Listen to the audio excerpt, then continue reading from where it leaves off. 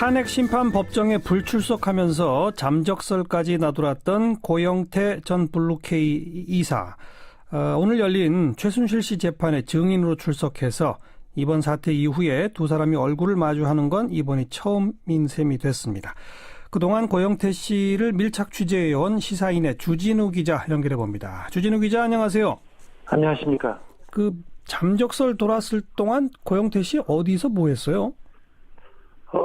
조용히 지내고 있었습니다. 역삼동에 있다가요. 예. 경기도 한 작은 도시에 집에서 그냥 계속 누워 있고 안 나가고 앉아 있고 그랬습니다. 예. 그 탄핵 심판 법정에는 왜 안 나왔었던 거죠? 사실 그 박근혜 대통령 변호사들 그리고 최순실 씨 그다음에 차은택 씨가 자꾸 고영태 씨의 사생활, 예. 그다음에 마약 전과라든지 그런 얘기를 하면서 예. 진흙탕 싸움으로 몰고 간다 이렇게 생각했어요. 근데 예. 이게 대통령 탄핵과 대통령의 지금껏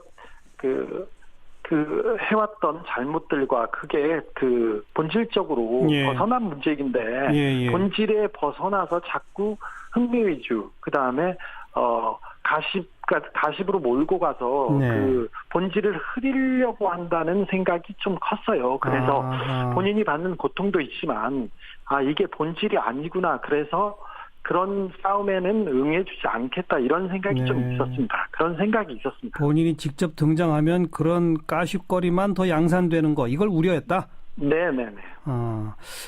주진우 기자가 일전에 저랑 인터뷰하면서 고영태, 노승일 이런 사람들 신변 위험 느끼고 있다 그랬는데 지금도 마찬가지랍니까? 그때는 많이 따라다니고 미행도 하고 누가 쳐다보는 것 같아서 우려하고 걱정했었는데 지금은 그런 상태는 아니고요. 네. 그래서 고영태가 안 나오고 가만히 있었지 않습니까? 노승일 씨는 더 많이 돌아다니고 있고요. 그래서 지금은 미행하거나 감시하는 사람은 없다고 합니다. 예. 그러다가 오늘 최순실 재판에는 왜 나오게 됐습니까? 고영태 씨는 나오지 않는 동안에도 두문불출한 동안에도 검찰 수사하고 특검 수사에는 다 도왔어요. 그래서 왔었어요. 검찰청에는. 그리고 재판에는 간다는 입장이었어요. 다만 최순실 씨 측 그리고 박근혜 대통령 측에서 자꾸 이상한 문제로 몰고 넘어간다고 거기에 대한 반대 생각이 있었던 거죠. 예. 좀 아까도 소개했습니다만 박근혜 대통령 측 변호인들은 아예 그냥 공식적으로 발표를 그렇게 하더라고요. 몇십 년 동안 숨어 있었던 최순실이 고영태와의 불륜 관계 때문에 이게 드러나게 됐다라는 식으로 표현하던데. 네. 그분들이 그런 전략을 쓴 이유가 뭐라고 생각하세요?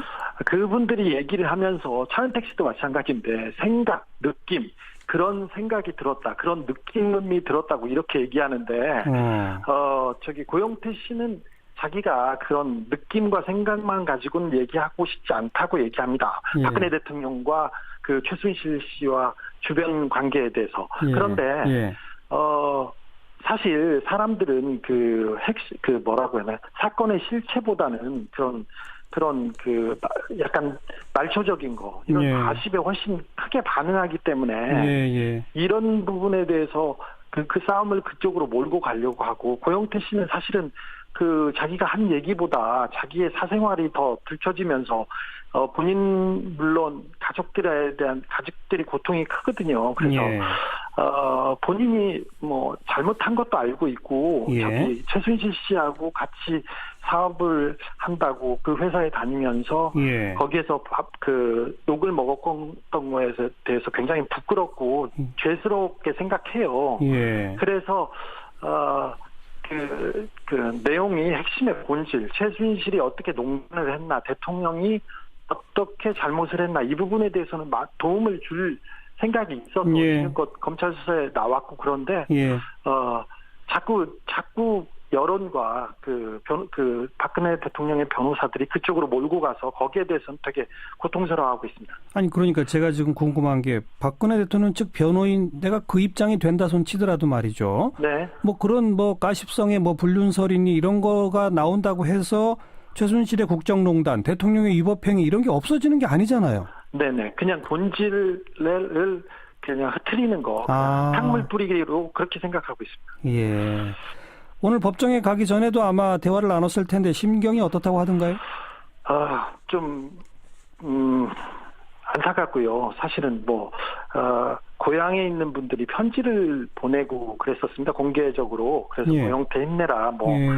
너가 어떤 일을 당하고 있는지 그런 얘기를 들으면서는 조금 용기를 갖긴 했어도 그래도 다시 자기 얼굴이 나와야 되고 또 자기 사생활이 이렇게 파헤치는 거에 대해서는 좀 안타까워하죠. 그래도 담담하게 잘 갔습니다. 네. 네. 오늘 최순실 씨가 자기가 직접 고영태 증인 신문을 하겠다라고 했는데 네. 아직 거기까지 진행은 안 되고 있는 모양이에요. 그죠?